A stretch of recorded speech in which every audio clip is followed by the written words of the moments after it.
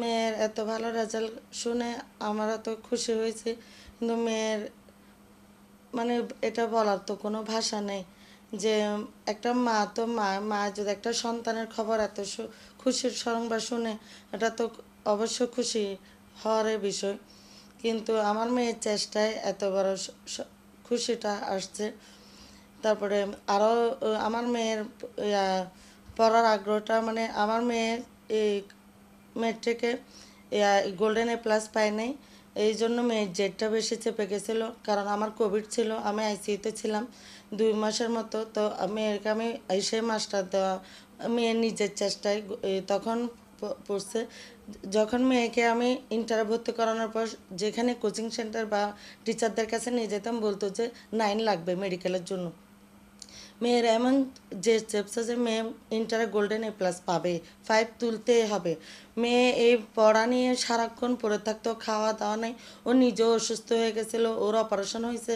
তারপরেও ও তো জানের মধ্যেও আজকে এতটুকু যে এসেছে, ওটা আল্লাহর শুক্রিয়া, আল্লাহর অবদান। এটা আমরা বলার ভাষা নেই। মেয়ের জন্য কিছু বলা আছে কিনা, কোনো উপদেশ আছে কিনা আপনার? মেয়ের জন্য উপদেশ হচ্ছে, এটা তো দিন শেষ না, সামনের দিন আরও শুরু।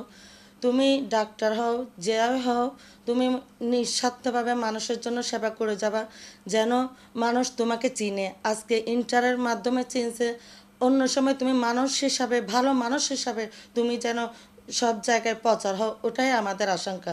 আমাদের আর কোনো কিছু চাওয়া পাওয়া নেই। মেয়েকে কিভাবে গাইড করতেন মানে? মেয়েকে আসলে আমার গাইড করতে হতো না, ও নিজে থেকে ছোট থেকে পড়ার আগ্রহ বেশি ছিল। কিন্তু মেয়েটিকে একটু নাম্বার কম পাওয়াতে মনটা ভেঙে গেছিলো, ওটাই আমার দুঃখ। যে আমার কারণে আমার মেয়ে গোল্ডেন এ প্লাস পাইলো না। আমি যদি 2 বছর মেয়ের সাথে থাকতাম, তাহলে আমার মেয়ে অবশ্যই পাইতো। যে কারণে আমি করোনার কোভিডের জন্য আমি করতে পারি নাই, এই বাসায় থাকতে পারি না, আমার মেয়েকেও গাইড করতে পারি নাই। মেয়ে গোল্ডেন এ প্লাস পাইলো না।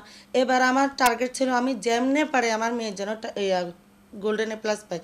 সারা রাত দিন মেয়ে পড়তে বসলে মেয়ের সাথে শুধু মোবাইল নিয়ে বসে থাকবে। এখন তো মোবাইলের যোগ, পড়ালেখা মোবাইলে বলে, কিন্তু মোবাইলে কি আদৌ কি পড়তেছে নাকি, সেই জন্য মেয়ের পাশে বসে থাকতাম রাত জেগে। 11টা থেকে 12টা থেকে মেয়ের সাথে সঙ্গে দিয়ে সকাল 5টা পর্যন্ত বসে থাকতাম। মেয়ে ঘুমাইছে, আমি ঘুমাইছি। তাহাজ্জুদের নামাজ পড়তাম, ফজরের নামাজ পড়তাম, পড়ে মেয়েকে নিয়ে ঘুমাইছি। আবার ঠিক 7টায় মেয়েকে কোচিংয়ের জন্য উঠাই দিছি।